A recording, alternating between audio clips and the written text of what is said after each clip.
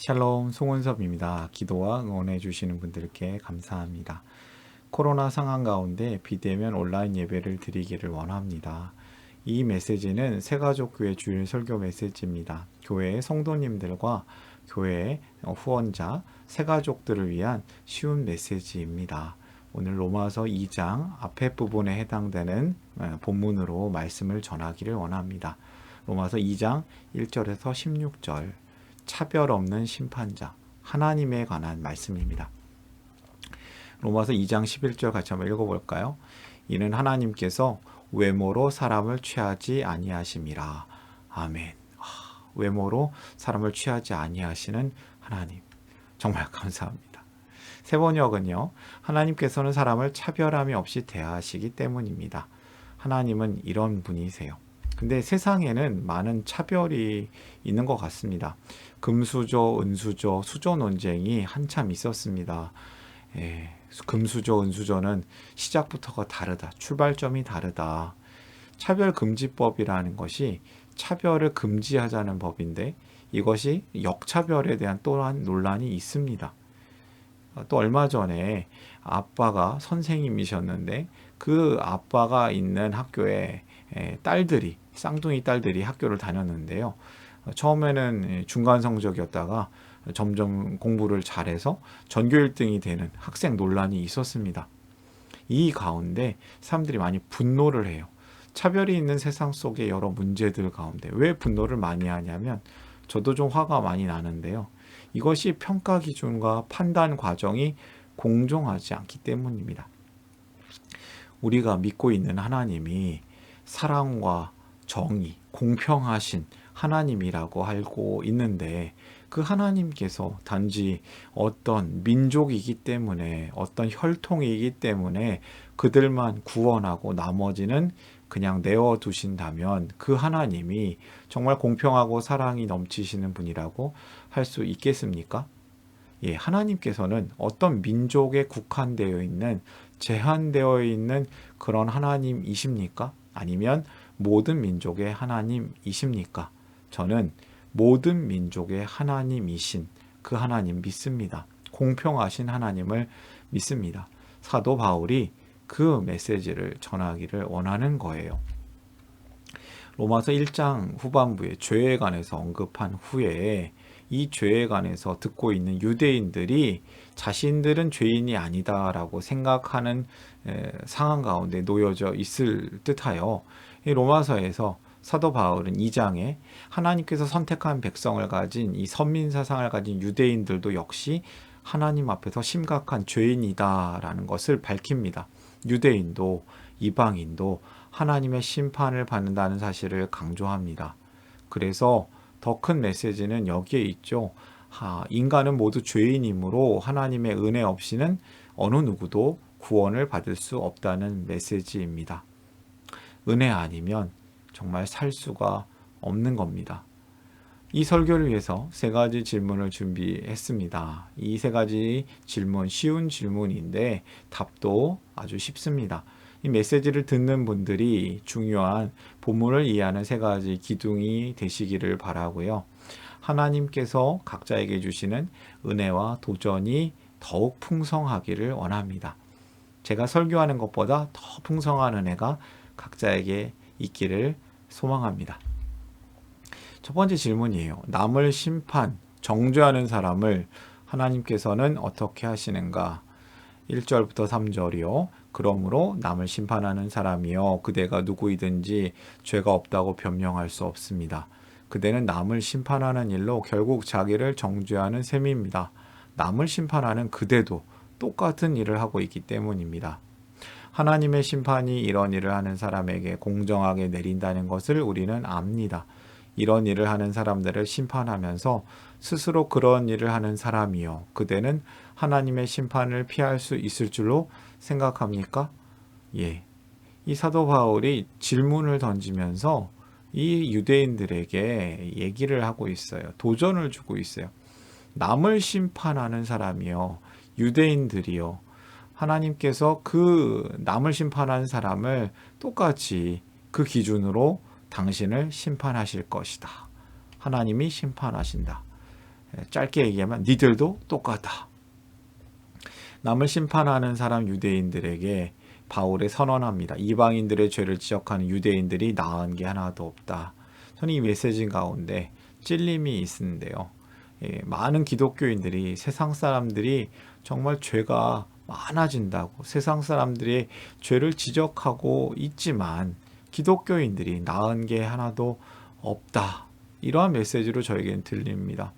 사실 요즘 사회 뉴스를 보면 기독교인들이 세상 사람들만큼이나 아니 어쩌면 더 많은 죄를 짓는 듯한 느낌을 받기도 합니다. 기독교인들이 나은 게 없는 거예요. 당시 유대인들도 이방인들과 같이 동성애와 같은 그리고 우상숭배와 같은 아주 심각한 사회적 범죄를 저지르고 있었으면서도 교만하여서 자신들을 의롭다고 생각하고 이방인들을 깔보고 무시하였습니다. 유대인들의 선민사상, 하나님의 선민이라는 그 마음이 자신들은 심판받지 않는다, 우리는 구원받는다 이렇게 생각을 하면서 영적 교만한 죄를 더 짓고 있는 것이죠.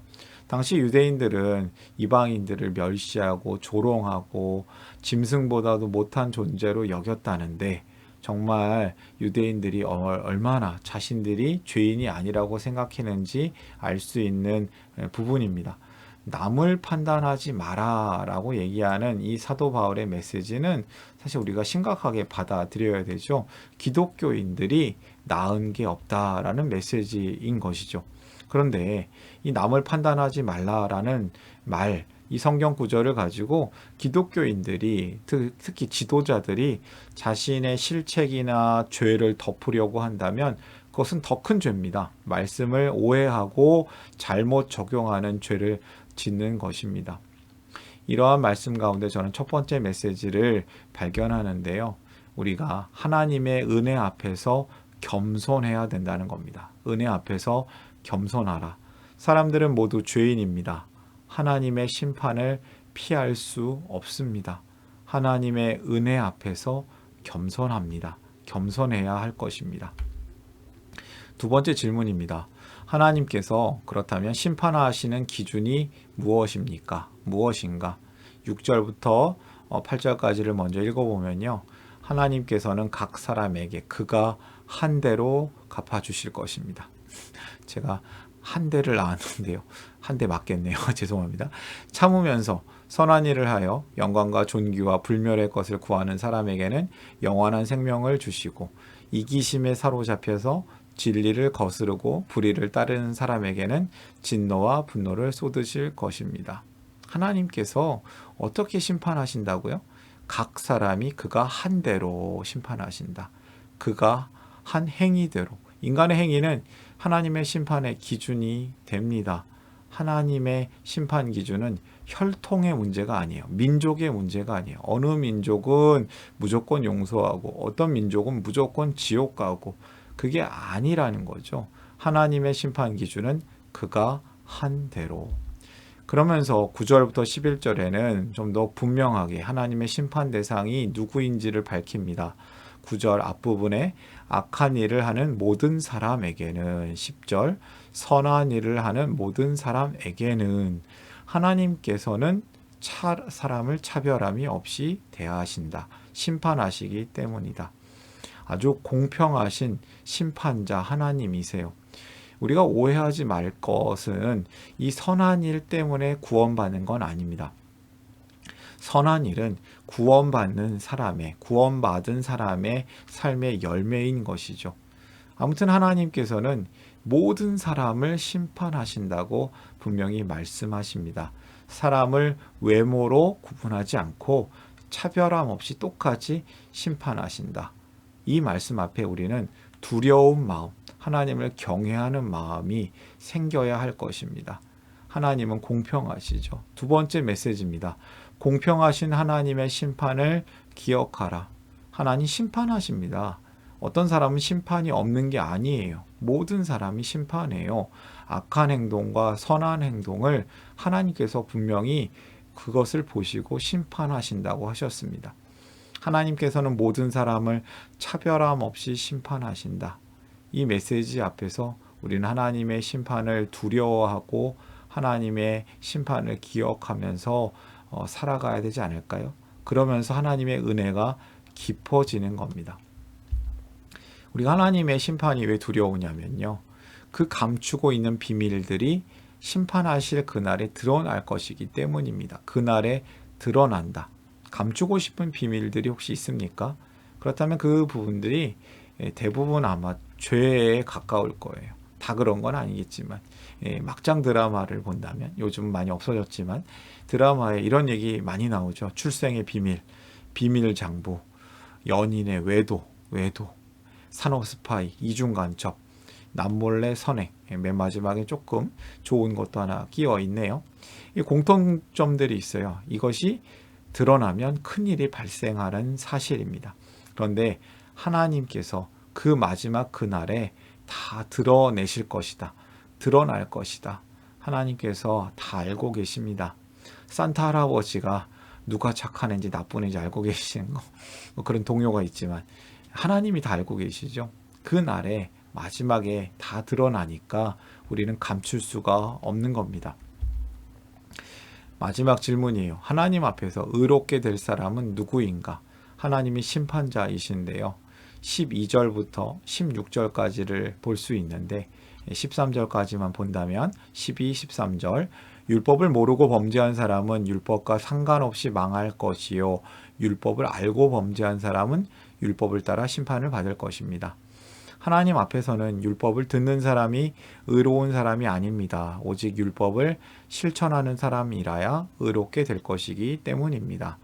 율법을 모르고 죄 지은 사람, 율법을 알고도 죄를 지은 사람 다 죄인이다. 심판받아서 벌받는다. 하나님께서 말씀하십니다. 율법이 있는 자나 율법이 없는 자나 그 안에서 심판받을 것이다. 특히 죄인이라면 그 죄에 대해서 벌을 받을 것이다. 율법을 실천하는 사람이 의로운 사람이다. 하나님께서 선언하시죠. 사도 바울이 증거합니다. 율법을 실천하는 사람이 의로운 사람입니다.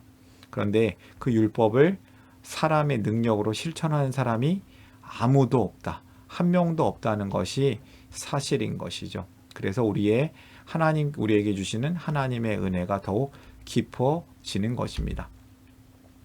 율법대로 실천하는 사람, 이것에 대한 성경 말씀의 다른 번역을 보면요. 공동 번역 성경에는 로마서 2장 13절에 이렇게 번역하고 있어요. 하나님 앞에서 의로운 사람에 대해서 그 의로운 사람이 하나님과 올바른 관계에 있는 사람이라고 번역합니다. 하나님과 올바른 관계를 가질 수 있는 사람은 율법을 듣기만 하는 사람이 아니라 율법을 실행하는 사람입니다. 아멘. 율법은 두 가지의 주제가 있죠. 하나님 사랑과 이웃 사랑. 율법을 613가지라고 표현합니다. 613가지를 다시 요약하자면 10계명이죠. 하나님을 사랑하는 계명, 이웃을 사랑하라는 계명. 이 계명, 하나님께서 우리에게 주신 놀라운 계명입니다. 이 말씀이 마치 잔소리 같아 보이지만 사랑하시는 부모님이 자녀에게 해주는 말씀처럼 알고 보면 깊은 사랑인 겁니다. 율법은 규칙으로 되어 있습니다. 이러한 규칙이 하나님의 사랑이 담겨져 있는 규칙들입니다. 하나님의 사랑하심, 보호하심. 사실 우리는 그 규칙들을 다 지킬 수 있는 존재들은 아닙니다. 그래서 성도는 하나님의 은혜로만 삽니다. 참으로 알쏭달쏭한 깊은 하나님의 놀라운 복음이지 않겠습니까? 이 말씀 가운데 저는 세 번째 메시지를 발견하는데요. 하나님의 사랑, 이웃 사랑을 실천하라. 이것이 하나님께서 우리에게 주시는 메시지라고 생각합니다. 하나님께서 우리에게 올바른 관계를 원하십니다. 좋은 관계를 원하십니다. 하나님이 좋아하시는 사람, 하나님께 좋은 관계에 있는 사람은 하나님이 좋아하시는 삶을 사는 겁니다. 하나님과 좋은 사람은 하나님이 좋아하시는 삶을 산다. 그 삶이 무엇이냐면 율법적인 삶이 아니라 율법을 지키는, 실천하는 삶, 하나님을 사랑하는 삶, 이웃을 사랑하는 삶입니다. 오늘의 메시지를 정리하겠습니다. 세 가지 메시지인데요. 첫 번째, 하나님의 은혜 앞에서 겸손하라. 왜냐하면 사람은 모두 죄인이다. 하나님의 심판을 피할 수 없다. 두 번째 메시지, 공평하신 하나님의 심판을 기억하라. 다 심판받는다. 하나님께서는 모든 사람을 차별함 없이 심판하신다. 차별함이 없으시다. 세 번째 메시지, 하나님 사랑, 이웃 사랑을 실천하라. 하나님의 율법을 실천하는 사람을 하나님께서 좋아하신다. 의롭게 여기신다. 하나님과 좋은 사람은 하나님이 좋아하시는 삶을 삽니다. 저와 여러분들이 하나님이 좋아하시는 인생이 되기를 원합니다. 하나님이 좋아하시는 삶, 하나님을 사랑하는 것, 이웃을 사랑하는 것, 이 아픈 세상을 품고 섬기는 것, 이 세상이 참 아픈 일들이 참 많습니다. 코로나 때문에 또 여러 가지 세상 일로 참 아픈 사람들이 많은데요. 하나님을 사랑하고 이웃을 사랑함으로써 우리가 선한 행동, 착한 행실로 인하여서 하나님을 모르는 사람들이 우리 하나님께 영광을 돌리는, 하나님을 알아가는 일들이 더욱 점점 많아지기를 소망합니다. 기대합니다. 여러분들을 하나님의 마음으로 응원합니다. 이 메시지를 보시는 분들이 함께 하나님이 주시는 은혜와 평강이 넘치시기를 바라는데요. 결론 다시 한번 말씀드립니다. 하나님의 은혜 앞에서 겸손하라. 하나님의 심판을 기억하라. 하나님의 사랑을 실천하라. 공평하신 심판자 하나님 앞에서 우리가 어떻게 살아가야겠습니까? 하나님 앞에서, 은혜 앞에서 겸손하시고 심판을 두렵고 떨리는 마음 기억하시고, 그리고 하나님의 사랑, 그 사랑을 실천하는 삶, 그 삶을 살아야겠습니다. 성도요, 그렇게 사시기를 바랍니다. 응원합니다. 일부러 그런 건 아니지만 코로나와 함께 새가족교회가 시작되었습니다. 2020년 2월 2일 날 새가족교회를 시작했는데요. 이번 주간이 1주년이 되는 주간입니다. 1년 동안 잘 지낸 것에 감사합니다. 참 어려운 일들이 많았죠. 그래도 감사합니다. 저를 통해서 또는 누군가의 추천과 우연한 기회로 이 메시지를 보게 되신 분들께 감사합니다. 모든 성도님들은 하나님 나라의 새가족이십니다. 새가족교회는 새가족만 와야 되느냐? 그 질문을 저에게 주시는 분들이 있는데 맞습니다. 그런데 그 새가족이 모든 성도님들이 하나님 나라 새가족 성도이기 때문에 괜찮습니다. 누구도 오셔도 괜찮습니다. 누구도 함께 하실 수 있습니다. 이 설교는 새가족교회 공동체 가족과 후원자를 위한 메시지이면서도 기독교를 잠시 떠났거나 떠날 마음이 있거나 아무튼 새롭게 시작하는 마음이 있는 분들을 위해서 준비한 쉬운 메시지이기도 합니다. 혹시 새가족교회의 가족이 되거나 후원자가 되기를 원하시는 분들은 화면에 보이는 이메일로 연락을 주시면 감사하겠습니다. 제가 잘 영접해 드리겠습니다. 잘 답변해 드리겠습니다. 제가 부족하기 때문에 설교 메시지에 오류가 있을 수 있습니다. 알려주시면 겸손하게 배우고 다음에는 고치도록 하겠습니다. 여러분들 사랑합니다. 축복합니다.